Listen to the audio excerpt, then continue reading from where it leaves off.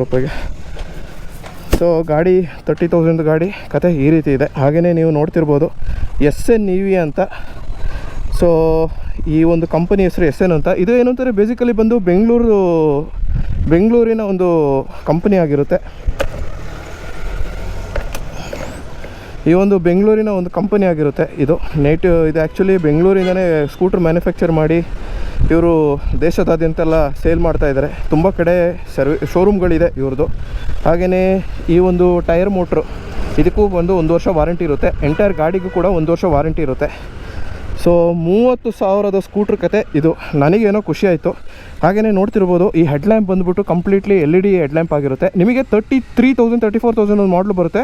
ಅದರಲ್ಲೇನು ಅಂತಂದರೆ ನಿಮಗೆ DRL ಬರುತ್ತೆ, ಅದು ಚೆನ್ನಾಗಿದೆ. ಮತ್ತು ಇಂಡಿಕೇಟರ್ಸ್ ಬಂದು ಇಲ್ಲಿ ಬರುತ್ತೆ ನೋಡ್ತಿರ್ಬೋದು. ಇದಕ್ಕೇನು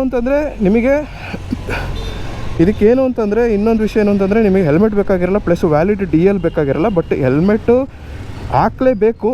ಬಟ್ ನಾನು ಜಸ್ಟ್ ಮಾತಿಗೆ ಹೇಳ್ತಿರೋದಷ್ಟೇ. ಪೊಲೀಸವರೆಲ್ಲ ಹಿಡಿದು ಫೈನ್ ಹಾಕೋದು ಎಲ್ಲ ಮಾಡಲ್ಲ. ಹಾಗೆಯೇ ನೀವು ಸಸ್ಪೆನ್ಷನ್ ನೋಡ್ತಿರ್ಬೋದು. ಇದು ಬಂದ್ಬಿಟ್ಟು ನನಗೆ ಇಷ್ಟ ಆಗಿರೋದೇನು ಗೊತ್ತಾ, ತುಂಬ ಲಾಂಗ್ ಇದೆ. ಸಸ್ಪೆನ್ಷನ್ ಲಾಂಗ್ ಇದ್ದಷ್ಟು ನಿಮಗೆ ಗುಂಡಿಗಳನ್ನ ಹ್ಯಾಂಡಲ್ ಮಾಡೋದು ಈಸಿ.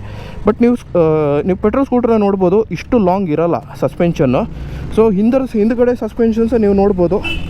ಏನು ಅಂತಂದರೆ ರಫ್ ಆ್ಯಂಡ್ ಟಫ್ ಆಗಿ